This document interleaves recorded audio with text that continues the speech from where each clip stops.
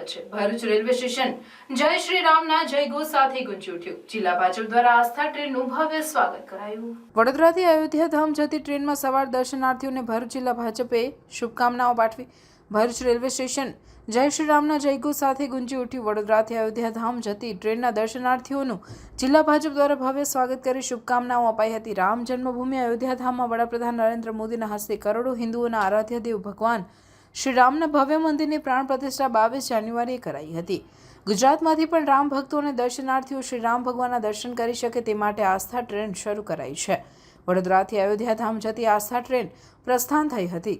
Bharuch railway સ્ટેશને આસ્થા train આવી પહોંચતા તેના સ્વાગત અને રામ ભક્તોને મંગલમય યાત્રાની શુભકામનાઓ પાઠવવા ભરૂચ જિલ્લા ભાજપ પ્રમુખ મારુતિ સેટોદરિયા, મહામંત્રી નિરલ પટેલ, ફતેહસંગ ગોહિલ, વિનોદ પટેલ, ધર્મેશ મિસ્ત્રી, નિશાંત મોદી સહિત આગેવાનો, હોદ્દેદારો અને કાર્યકરો મોટી સંખ્યામાં ઉમટ્યા હતા।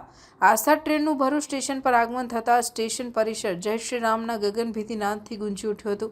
જિલ્લા ભાજપ પ્રમુખ સહિત હોદ્દેદારોનું ભક્તોનું ભવ્ય સ્વાગત અભિવાદન કરી તેઓની યાત્રા મંગલમય રહે તેવી શુભકામનાઓ પાઠવી હતી। સ્ટેશન પરિસર ટ્રેનમાં સવાર શ્રદ્ધાળુઓના ઉત્સાહ ઉમંગ વચ્ચે સમગ્ર વાતાવરણ જય શ્રી રામના નાદ સાથે રામમય બની ગયું હતું। રિપોર્ટર કેતન મહેતા, ભરૂચ।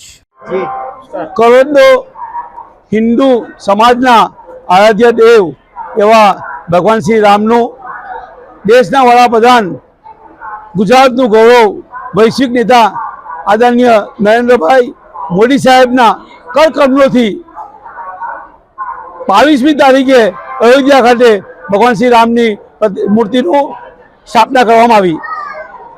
એના ધ્યાનમાં રાખીને દરેક જિલ્લેથી રોજ એક ટ્રેન અયોધ્યા ખાતે દર્શનાર્થે પસાર થઈ રહી છે।